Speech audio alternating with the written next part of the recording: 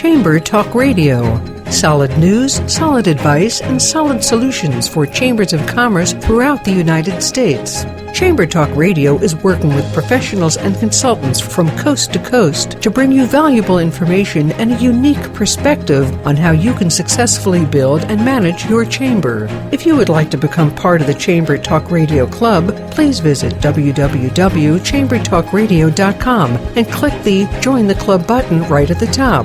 This broadcast is brought to you by the chamber industry, our hosts, and our show sponsors. Now, let's get started.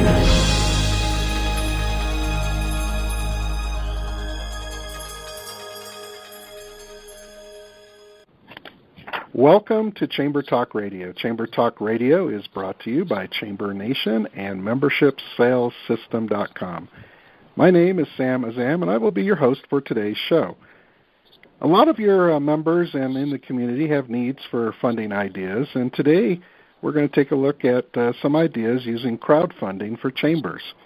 Our guest for today's show is Kevin Holsapple. Kevin is a Principal in Highline Associates, LLC, a consulting business that works in the realms of organizations, economic community business, and tourism development.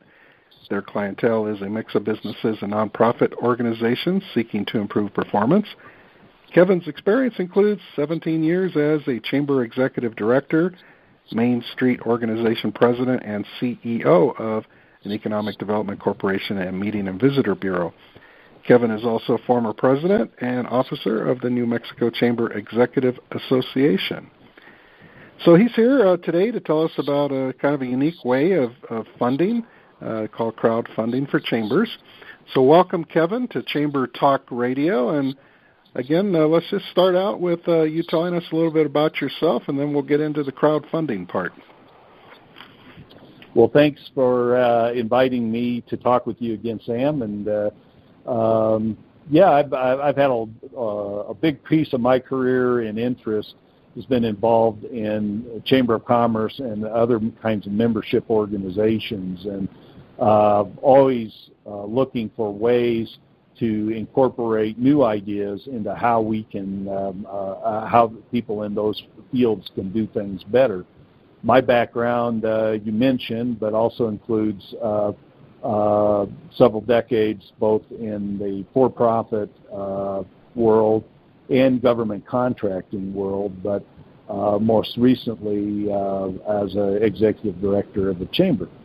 One of the things that we would always be asked is, well, how does a chamber contribute to economic development? And in talking about crowdfunding a little bit today, I want to get into that and talk about that a bit. All right. Well, Kevin, go ahead and get into the crowdfunding part. I think it's a pretty cool idea, and I think our listeners will also appreciate that. Well, in order to talk about this, I want to provide a little bit of context first for how this can fit in from a chamber standpoint. What I found in my work as a chamber exec is a basic question I faced every day is, what should my chamber be doing that'll be important to our members, prospective members, and community? What are the kind of things that will ring bells with those people and have them see our activities as relevant and vital to their activities? In my experience, though, it's clear that not all of our members value the same thing. Some are very focused on what I call the transactional relationship, or what's in it for me today. They would look at really penciling out a calculation of, is the dollar value of what comes from the chamber worth the dollars that I put into my membership? Others saw it very differently and in much bigger picture terms. They would say, is a chamber a positive influence in improving our community and making our business community better off? Others may look at it more as just a credential or a seal of credibility. And as I thought about this, what I believe is that you'll be the most successful if you can look at all of these things simultaneously. In my experience, there's three basic strategies for chambers to add value for their members. One would be through advocacy work. Second, through aiding member visibility, aiding a member to be more visible in their community and is helping with their marketing efforts. And the third is providing useful services, so direct services that members can make use of. Most chambers, though, have to think about bang for the buck because there just are limited resources for what strategies you can pursue. And as a result, I want to suggest a few criteria that I think are important for chamber execs to apply in determining how they are going to pursue these strategies. First criteria, is there a compelling argument for how a chamber activity or service enhances the business environment or the community in general?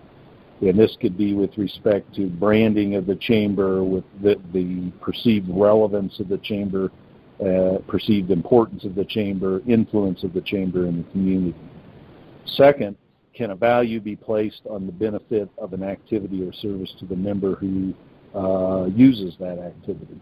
So can they look at it and actually come up with that calculation if that's what they're doing or decide to do in terms of determining chamber usefulness?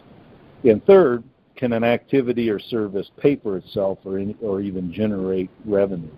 So is it viable from a resource standpoint to actually take on delivering a particular activity or service? So this could come in the form of non-dues revenue, new members attraction, new member retention, and all of those need to exceed incremental costs. So today I want to talk specifically about how this idea of crowdfunding might be useful to chambers. And so here are some of the key points as I see them. First, let's be clear about what crowdfunding is. Crowdfunding is an approach to financing or fundraising by raising many small amounts of money from a large number of players. In the context I'm going to talk about crowdfunding, there are things that are part of the chamber program that possibly could be crowdfunded as a way for the chamber to fund and finance those activities. But moreover, I'm also looking at crowdfunding as it applies to the members of the chamber as well and their activities and how can they actually have another route to funding and financing things they need to get done. The concept of crowdfunding has been around a long time. Think about Girl Scout cookies among many other approaches. But the internet has enabled taking this kind of approach to a whole other level. And the increased difficulty of fundraising by more traditional means, such as getting a loan or garnering a professional investor, has also accelerated interest in crowdfunding. It's opened up a new way to try to access funding. Businesses, nonprofit organizations, event organizers, entrepreneurs, inventors, and others are increasingly using crowdfunding tools to gather resources. And hopefully you've noticed this trend around. I think it's quite pervasive, and I would be surprised if you have not encountered somebody trying to use this method. At the same time, and as a result, there are a bewildering array of crowdfunding platforms available.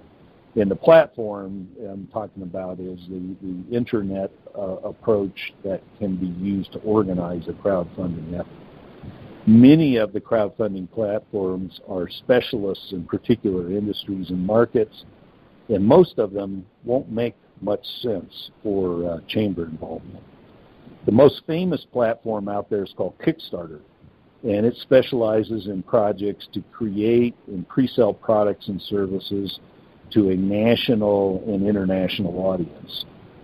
Projects that are local in scope will not be likely of much interest to the Kickstarter funder audience, and will not, and it may not be the best platform to be looking at for many of the projects that you might be trying to help a member get off the ground. So how can crowdfunding be relevant to a community-based organization like a local chamber? My chamber was highly interested in this question and in increasing the role we were playing in economic and community development. We noticed that there were projects of interest to our members that had potentially great merit, but they faced difficult funding prospects. And these came from both from for-profit business members and not-for-profit organization members. So for-profit vendors, you name it, a merchant, a restaurant, a insurance business. In the not-for-profit, ran a whole realm. They were everything from service clubs to healthcare providers and other folks that were operating their business under that form. The kinds of projects ran the gamut from business expansions to facade improvements to developing innovations to creating public amenities and civic improvements, funding of community development projects, et cetera, et cetera, et cetera. About anything you can imagine that people needed funding to try to make progress on could fall into this realm. We were able to identify a crowdfunding platform that allowed us to create a localized crowdfunding exchange. The exchange carried our chamber's brand, and it featured local projects, exclusively local projects of local interest to the citizens of our community.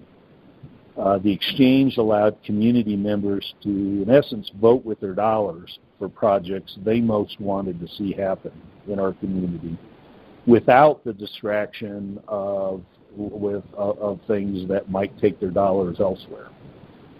A typical feature of crowdfunding platforms is that a project must commit to achieving certain results in the event that their funding goal is achieved.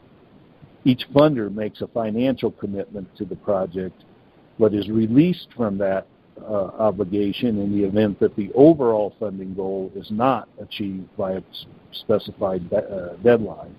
And this is important because in this way, funders gain confidence that they're not contributing to a project or that won't happen. So in the converse of that, they are contributing, if they're going to contribute anything, to a project that's actually going to happen and be delivered on.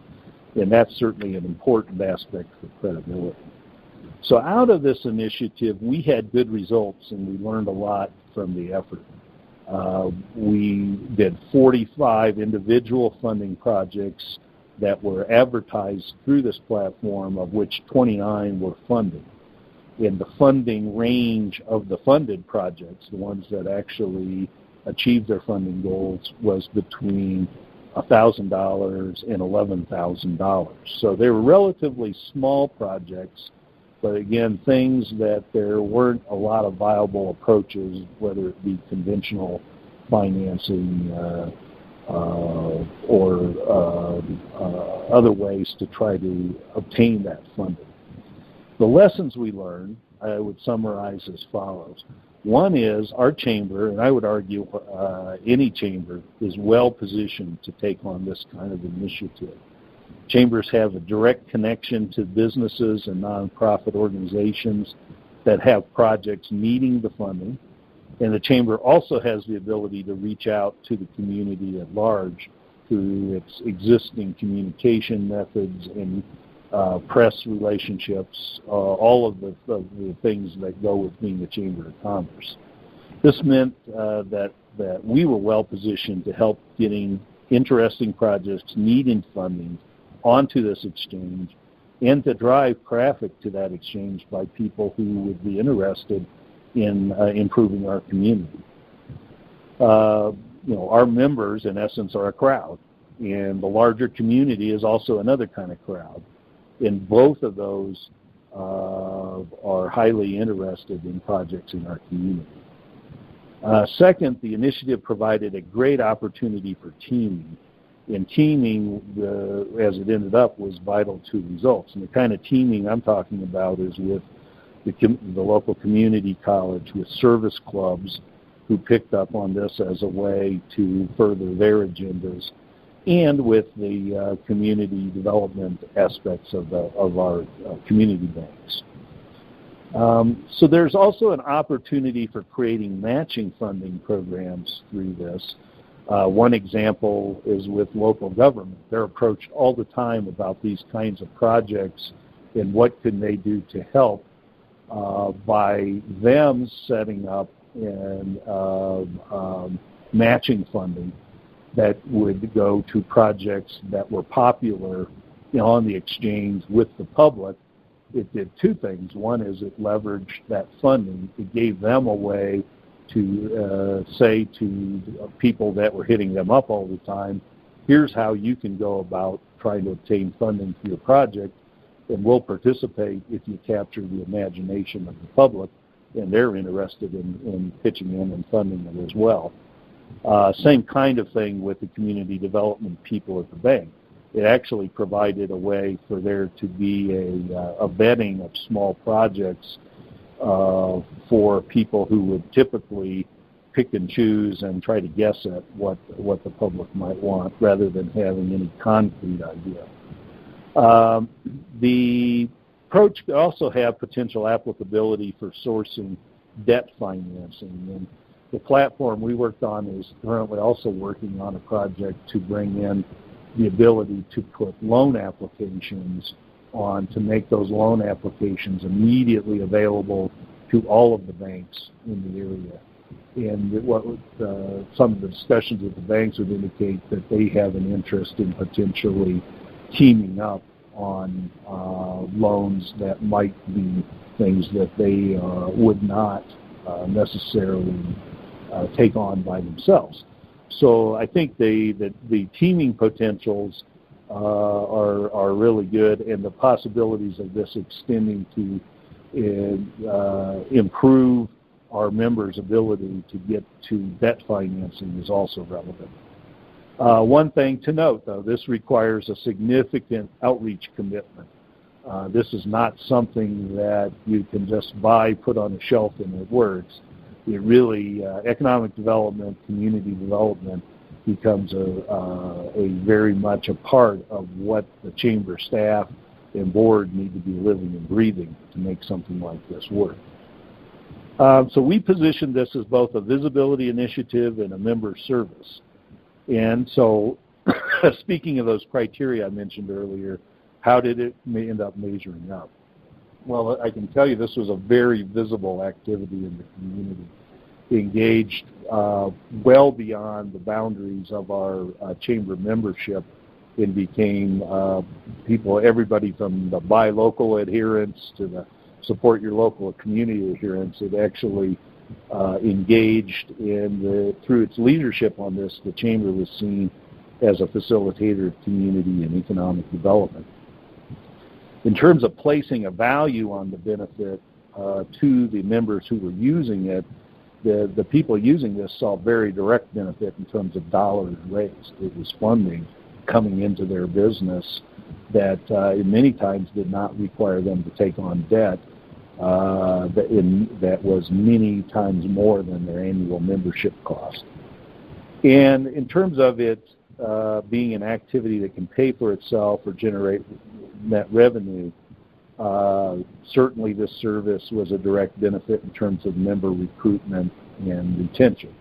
People who had not been all that involved all of a sudden were seeing new reasons to get engaged with the chamber, so it became a good selling point.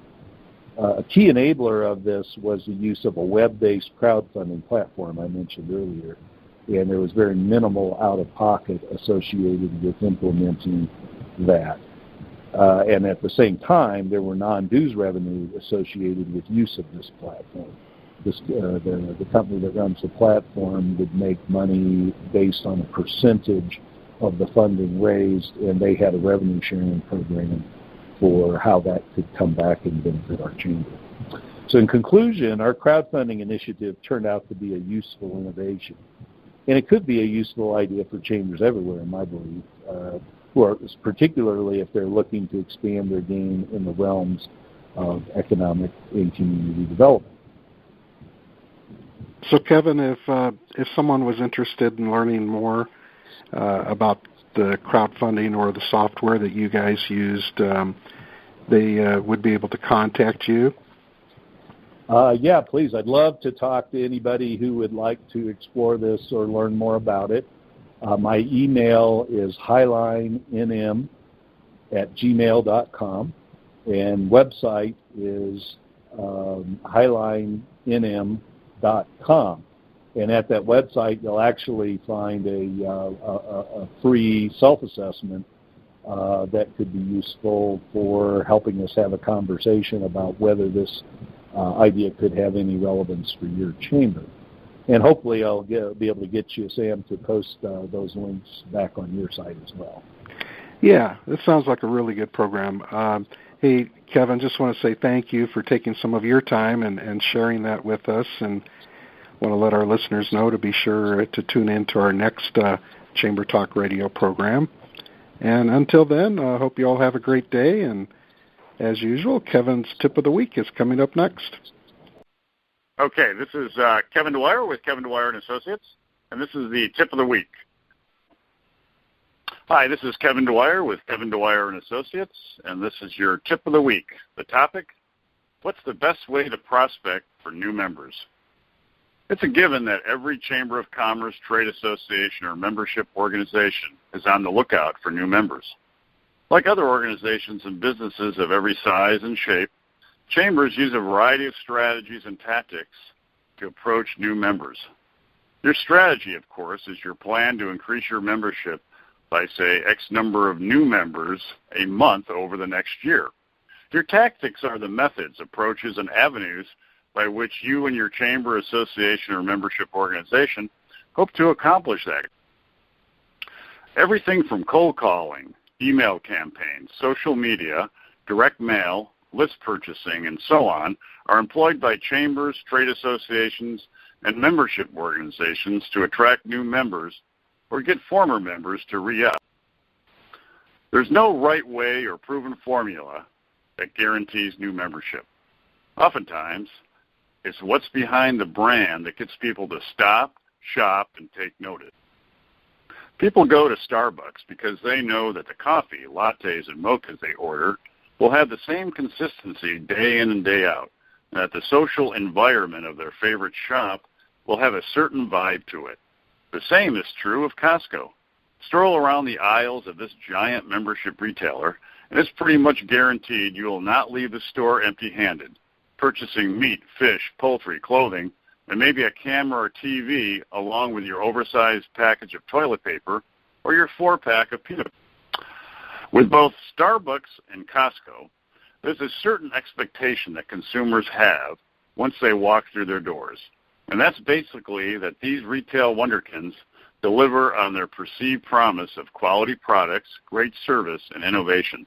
They try new things, and if they don't work, they Chambers, association, and membership organizations can follow the example of these companies by being innovative and creating products and services that their members will appreciate and ask for over and over again.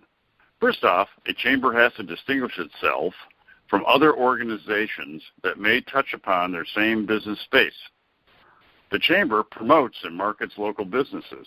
The chamber works to attract new businesses to the community. The chamber leads the region's tourism efforts. The chamber takes positions on key issues germane to the business community and lobbies City Hall on behalf of those interests. The chamber presents quality programs and events to enhance, enlighten, and educate its members, and so on. If a chamber, association, or membership organization does some or all of these things and promotes itself through its website, email blast, social media, newsletters, membership directories, and its events, it should have a great story to tell its prospective members or those members who are currently in a. While there may not be a panacea for prospecting new members, you can grow your membership by being innovative, creative, and nimble with your programs and services and consistent in your messaging. It's not complicated. It just takes commitment and follow through.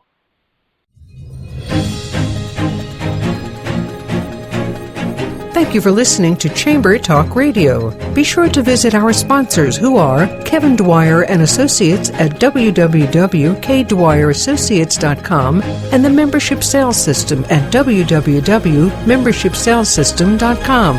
Thanks for clicking in.